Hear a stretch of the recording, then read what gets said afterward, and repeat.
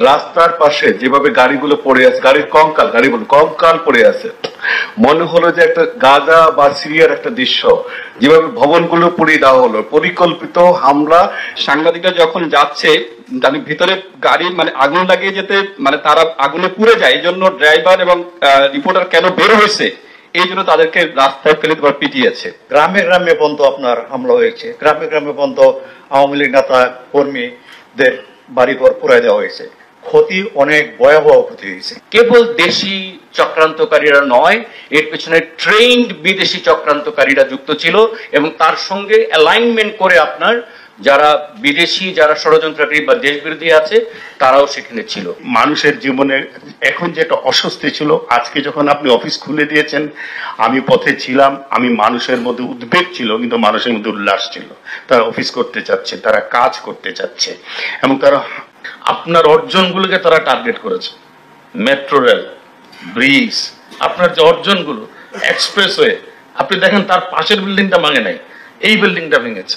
ফলে টার্গেট ছিল একেবারে সুপরিকল্পিত। তারা এই ছাত্রদের আন্দোলনকে পুঁজি করে এটা করেছে।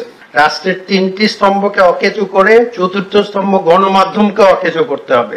তার মানে হচ্ছে পুরো বিষয়টা যদি নাটশেলে বলি, তাদের পুরো টার্গেট ছিল রাষ্ট্রকে অকেজো প্রমাণ করা। কোটা আন্দোলনকে ঢাল হিসেবে ব্যবহার করে 71, 75 এবং 111-এর সকল কুচক্রীরা এক হয়ে যখন বাংলাদেশকে ধ্বংসের এক মহাযজ্ঞে নেমেছিল, এটা মূলত জামাত, শিবির ও অন্যান্য ইসলামী জঙ্গি, বিএনপি এবং আমাদের 1/11-এর কুশীলবদের যে ষড়যন্ত্র, সেটা কিন্তু এখন ফুটেজ দেখলেই স্পষ্ট।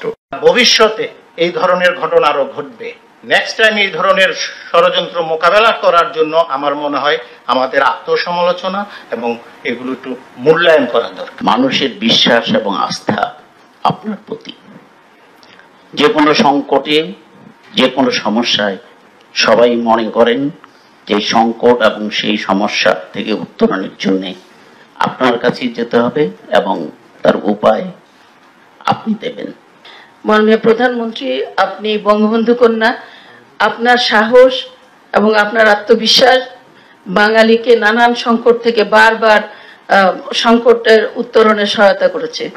আমরা যারা মুক্তিযুদ্ধের পক্ষে আছি, আমরা মুক্তিযুদ্ধ যারা করেছি, যারা এদেশে বঙ্গবন্ধুর স্বপ্নকে লালন করি, আমাদের এখন দায়িত্ব হচ্ছে এই পুরো পরিস্থিতিটাকে মূল্যায়ন করে আমরা যেন একসঙ্গে একত্রিতভাবে একটা ঐক্যবদ্ধ ভূমিকা পালন করতে পারি। যে লোক চলে আসা, এরা ঢাকা ঠিক বাইরের পেরিফেরিতে থেকে ওই এক এক জায়গা থেকে যারা যেদিক থেকে আসছে এবং সমস্ত বাংলাদেশ থেকে এই শিবির, জামাত এরা কিন্তু ঢুকে আসছে, সাথে সাথে ছাত্র দলেরও ক্যাডাররা কিন্তু সক্রিয় ছিল।